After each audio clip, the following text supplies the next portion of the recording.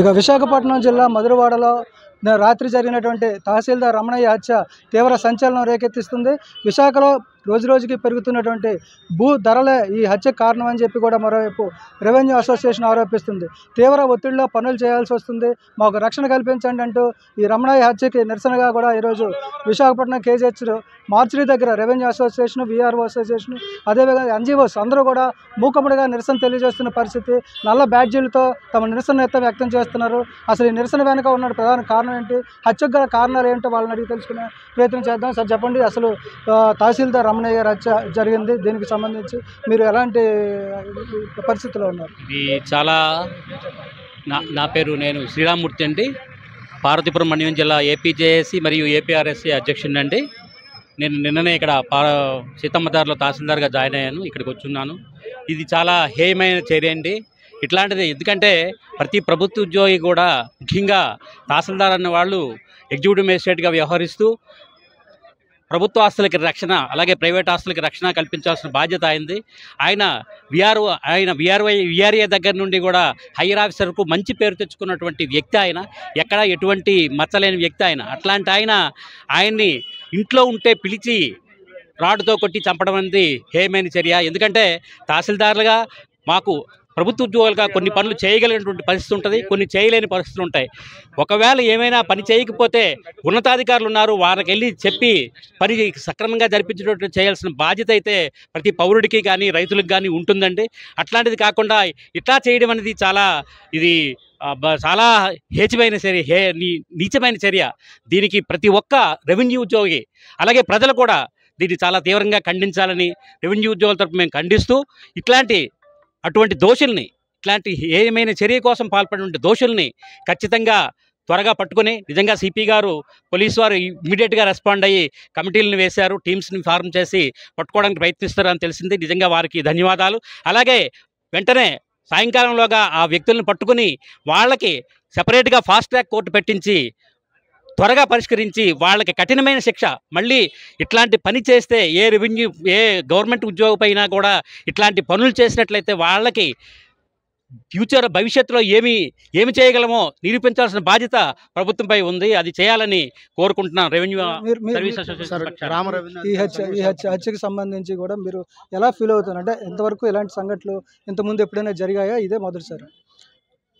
Sir, ఇప్పుడు మన తహసీల్దార్ రమణయ్య గారి తాలూకా హత్యకు సంబంధించి చాలా బాధాకరమైన విషయం అండి, చాలా అమానుషం. ఎందుకంటే గతంలో ఎప్పుడు కూడా ఇంత దారుణమైన పరిస్థితులు మన విశాఖపట్నం జిల్లాలో, ఆంధ్రప్రదేశ్లో కానీ చోటు చేసుకోలేదు. కానీ ఈ మధ్యకాలంలో ఇటువంటి సంఘటనలు కొద్దిగా చాలామంది చాలా దురుసుగా, చాలా ఎక్కువగా దోషంతో రెవెన్యూ అధికారుల మీద, అంటే వీఆర్ఓ కానీ తహసీల్దార్ వరకు కూడా కొద్దిగా తిరుగుబాటు చేసినటువంటి పరిస్థితులు కూడా వచ్చాయి. ఎందుకంటే కేవలం మన విశాఖపట్నం జిల్లా రాబోయే రోజుల్లో రాజధాని అవుతుందని చెప్పేసి భూముల విలువలు విపరీతంగా పెరగడంతో మరి అందరి దృష్టి కూడా, కొంత ల్యాండ్ మాఫియా సంబంధించిన అందరి దృష్టి కూడా భూముల మీద పడడంతో మరి వాళ్ళందరూ కూడా ఏదో విధంగా వాళ్ళ భూములు వశం చేసుకోవడం కోసం చేసినటువంటి ప్రయత్నంలో భాగంగానే ఇటువంటి వాటికి పాల్పడ్డారని మేము భావిస్తున్నామండి. అయితే ఏదేమైనప్పుడు కూడా సమస్య ఏది ఉన్నట్టయితే సామరస్యంగా కూర్చొని కార్యాలయం మాట్లాడుకోవాలి, కానీ రాత్రిపూటల్లో అధికారులు ఇళ్ల వద్దకు వచ్చి దౌర్జన్యం చేసి ఈ విధంగా హత్య చేయడం అన్నటువంటిది చాలా అమానుషం, చాలా దారుణం, దురదృష్టకరమైనటువంటి అంశం. కాబట్టి మరి దీన్ని విశాఖపట్నం జిల్లా గ్రామ రెవెన్యూ అధికారుల సంఘం తరఫున మేము తీవ్రంగా ఖండిస్తున్నామండి. నిందితులు ఎటువంటి వాళ్ళైనా సరే కూడా ఎట్టి పరిస్థితుల్లో కూడా కఠినమైనటువంటి శిక్ష మాత్రం వీలైనంత అవకాశం ఉన్నంత వరకు కూడా వీలైనంత తొందరగా శిక్ష పడాలనేటువంటిది మా యొక్క కోరిక అండి. తక్షణమే జరగాలని చెప్పేసి మేము కోరుకుంటున్నామండి. మీరు చెప్పండి, అంటే రాత్రి హత్య జరిగిన ప్లేస్లో సీసీటీవీ ఫుటేజ్ ఏదైతే ఉందో దాన్ని పరిశీలిస్తే కేవలం ఇద్దరి మధ్య కూడా వాగ్వాదం జరిగింది, చాలా సమయం కూడా మాట్లాడడం జరిగింది. అంటే ఇప్పుడు ఏదైతే హత్యకు గురైన రమణయ్య తహసీల్దార్ ఉన్నారో ఆయన ఎదుటి వ్యక్తితో చాలాసేపు వాదించడం కూడా చూసాం. ఇది అంటే ఒక మాఫియాగా తీసుకోవాలా, లేదు అనేసి అంటే దీనికి ఏమైనా వ్యక్తిగత కారణాలు ఉన్నాయని మీరు భావిస్తున్నారా? రాబోయే రోజుల్లో ఇలాంటి సంఘటనలు జరగకుండా ఉండాలంటే మీరు ఎలాంటి డిమాండ్ గవర్నమెంట్ ముందుకు ఉంచబోతున్నారు? రాత్రి సీసీటీవీ ఫుటేజ్ చూసిన అనంతరం మాకు స్పష్టంగా అర్థమైంది ఏంటంటే, మా తహసీల్దార్ గారు ఎలాంటి తప్పు చేసి ఉండరు. ఎందుకంటే ఆయన మాట్లాడే విధానం కావచ్చు, లేదా బాడీ లాంగ్వేజ్ కావచ్చు, ఆయనతో ఆర్గ్యుమెంట్ పెట్టుకోవడం కావచ్చు, ఏదైనా కావచ్చు, అది స్పష్టంగా మా తహసీల్దారు నిజాయితీగా మాట్లాడిన విధానంగానే మాకు అర్థమవుతుంది. కారణం ఎందుకంటే ఒకవేళ మా తహసీల్దార్ ఏదైనా తప్పు చేసి ఉంటే ఆర్గ్యుమెంట్ చేయరు, ఘర్షణకు పోరు, మేము పని చేస్తామని ప్రశాంతంగా మెల్లగా ఆయన కన్విన్స్ చేస్తారు. ఆర్గ్యుమెంట్ పెట్టుకున్నారంటే చెయ్యకూడని పని మీద చెయ్యలేని పని గురించి అవతల వ్యక్తి ఫోర్స్ చేయడం, నేను ఆల్రెడీ ఎక్కడి నుంచి ట్రాన్స్ఫర్ అయ్యి వెళ్ళిపోయాను, లేదా నీ పని చెయ్యకూడని పని కాబట్టి నువ్వు ఉండకు, నువ్వు వెళ్ళిపో, ఇలాంటి పదాలే మాట్లాడి ఉంటారనేది నా సీసీటీవీ ఫుటేజ్ పరంగా నా యొక్క ఐడియా. కాబట్టి అవతల వ్యక్తి అది వ్యవస్థ కావచ్చు, లేదా వ్యక్తి కావచ్చు, వ్యక్తిగత ఆస్తి కావచ్చు, ఏది కావచ్చు, మేము కోరుకునేది ఒకటే. రెవెన్యూ ఉద్యోగులు కావచ్చు, ప్రభుత్వ ఉద్యోగులు కావచ్చు, ఎవరైనా కావచ్చు, ఉద్యోగికి ఒక క్రమశిక్షణ పరమైన ఒక విధి విధానాల్ని ప్రభుత్వం నిర్దేశించింది. సో ఆ విధానాల పరంగా మా తహసీల్దార్ తప్పు చేసి ఉంటే ఆయన మీద పై అధికారులకి కంప్లైంట్ చేసి ఆ రకమైన చర్య తీసుకోవాలి. కానీ ఇక్కడ నిందితుడు ఉద్దేశపూర్వకంగానే ముందుగానే పద్ధతిగా తీసుకొచ్చి ఒక రాడ్డుని ఆయన జర్కిన్లో పెట్టుకొని ఆయన వెనక్కి తిరగగానే నెత్తి మీద కొట్టి చంపడం అనేది మనం ఎక్కడ ఇటీవల కాలంలో ఎక్కడ మన సమాజంలో చూడలేదు. మనకి ఇది మన విశాఖపట్నంలో ఒక కొత్త ట్రెండింగ్ లాగా మాకు కనిపిస్తుంది. కాబట్టి ఈ విశాఖపట్నంలో భూముల రేట్లు పెరిగాయి, ల్యాండ్ మాఫియా పెరిగింది. వీటి వల్ల మీకు వస్తున్నటువంటి ఒత్తిళ్ళు ఏ విధంగా ఉన్నాయి, ఇక రాబోయే రోజుల్లో కూడా వీటి పరిస్థితి ఏ విధంగా ఉంటుందని మీరు భావిస్తున్నారు?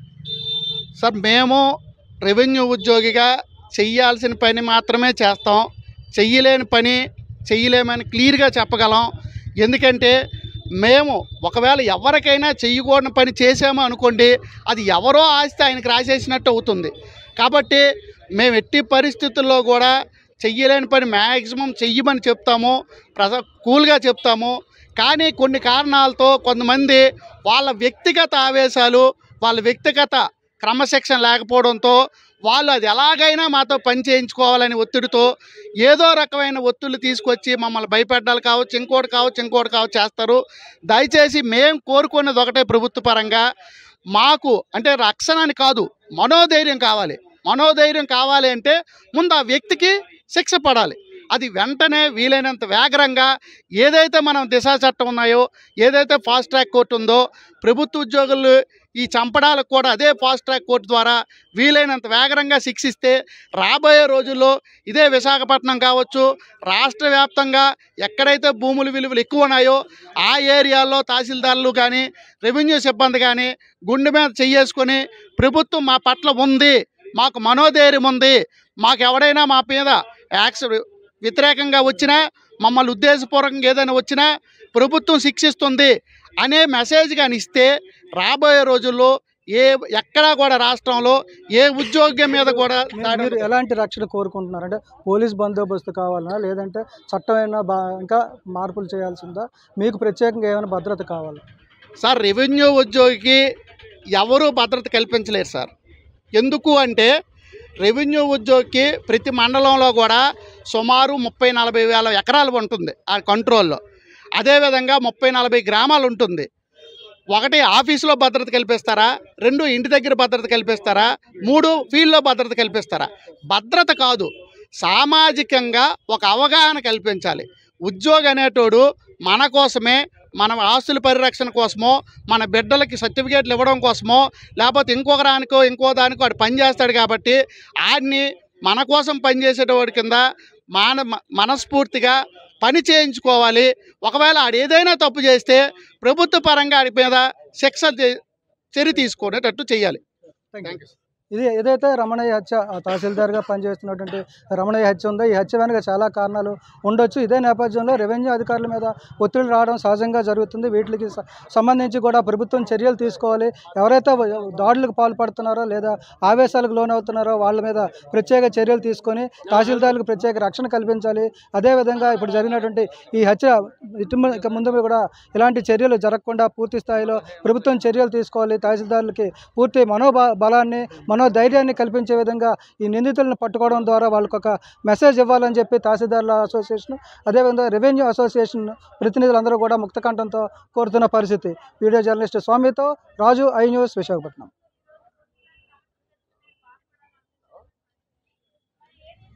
చేయవలసిన బాధ్యత ప్రభుత్వానికి ఉంది. ఆ ప్రభుత్వం ఇమీడియట్గా ఈ నేరస్తులను పట్టుకోవాలి. నేరస్తులను పట్టుకుని ఫాస్ట్ ట్రాక్ కోర్టులో 6 మాసాల్లో దీని మీద పరిష్కారం జరగాలి. జరిగిన తర్వాత మరి 304 ఎవరైనా ఒక రాటు పట్టుకొచ్చి మన ఇంటికి ఎవరింటికైనా వచ్చి తలుపు కొడితే మనం బయటకు వస్తాం.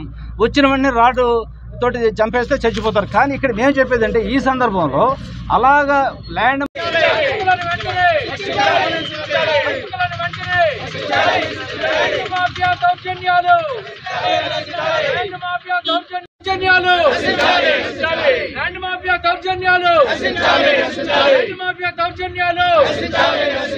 కావాలి కావాలి మాకు రక్షణ కావాలి. కావాలి